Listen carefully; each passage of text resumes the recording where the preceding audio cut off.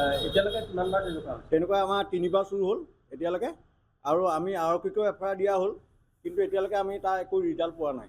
দেখা গৈছে যে আৰক্ষী চকীখন আপোনাৰ 50 মিটাৰো নহয়। 50 মিটাৰ নহয় হয়। কি ক'ব তাত ক'বলৈ মানে কি আমাৰ এই কিছুদিনৰ পৰা আমাৰ ইয়াত লাইনটো প্ৰায় 9টামান বজাত কাটি দিয়ে, সেইটো সুযোগ লৈ এই কামটো কৰি আছোঁ।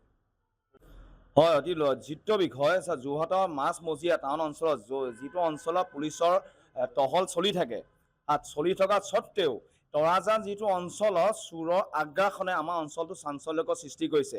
আজি তৰাজান মছজিদত যিটো তলা ভাঙিছে পকাৰ, তাৰ সমান্তৰালভাৱে একে সময়তে একে মাহতে অপৰিচিত দোকানত চোৰ, আমাৰ গাঁৱৰ নামঘৰত চোৰ, আৰু আজি কিছুদিনৰ আগত আপোনাৰ চেনেলৰ যোগেদি বাবা ষ্ট'ৰ চোৰ, বাবা অপৰিচিত চোৰৰ আগ্ৰাসনটো অঞ্চলটো এনেকুৱা চাঞ্চল্যকৰ সৃষ্টি কৰিছে যে মানুহৰ চিন্তনীয় বিষয় হৈ আহিছে। গতিকে পুলিচ প্ৰশাসনে এই বিষয়টো বিভিন্ন ধৰণৰ আমি চোৰৰ অভিযোগ দি আছোঁ, মৌন কিয় প্ৰশ্ন।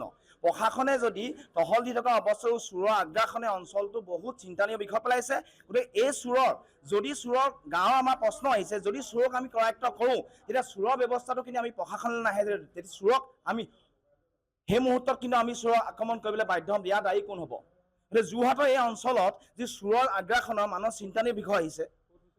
চোৰ যোৰহাট তৰাজান ISBD সমীপিত, য'ত আৰক্ষী চকী 100 মিটাৰ ওচৰত, 100 মিটাৰ ওচৰতে 100 মিটাৰ ভিতৰতে মছজিদ আছে, 100 মিটাৰ ভিতৰতে দোকান পোহাৰ আছে। সেই একে মাহতে 4বাৰ অধিক একে বছৰতে চুৰ হৈ আছে, ধাৰাবাহিকভাৱে চুৰ হৈ আছে। কিন্তু চুৰ আজিলৈকে কৰায়ত্ব কৰিব এজনকো পৰা নাই।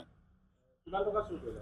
এতিয়া আমি বিশেষ কমিটিয়ে জনোৱা মতে হিচাপ কিমান জ্ঞাত নহয়, কিন্তু মাহেকীয়া যিখিনি পইচা থাকে, যথেষ্ট সংখ্যক পইচা থাকে সেই পইচাখিনি লৈ গৈছে। তাত কোনো আপত্তি নাই। চোৰৰ উপদ্ৰৱটো এই প্ৰশাসনে গুৰুত্ব সহকাৰে কিয় লোৱা নাই? গতিকে যোৰহাট জিলা প্ৰশাসনক আমি আহ্বান জনাইছোঁ যে তৰাজান অঞ্চলত য'ত নেকি ISBDৰ ওচৰত আৰক্ষী চকী 100 মিটাৰ ওচৰতে অঞ্চলটোত সোণাৰীগাঁৱৰ পৰা ধৰি গোটেই অঞ্চলটো সমান্তৰালভাৱে ধাৰাবাহিকভাৱে চুৰ চলি থাকে। আৰু আটাইতকৈ লক্ষণীয় বিষয়, আজি কিছুদিনৰ আগতে ৰাতিৰ কাৰেণ্টটো কাটে, সেই কাৰেণ্টৰ সুযোগ লৈ পেলাই চোৰৰ উপদ্ৰৱ চলি যায়। যিকোনো খবৰৰ বাবে যোগাযোগ কৰক আমাৰ এই নম্বৰত 9181 307 2221।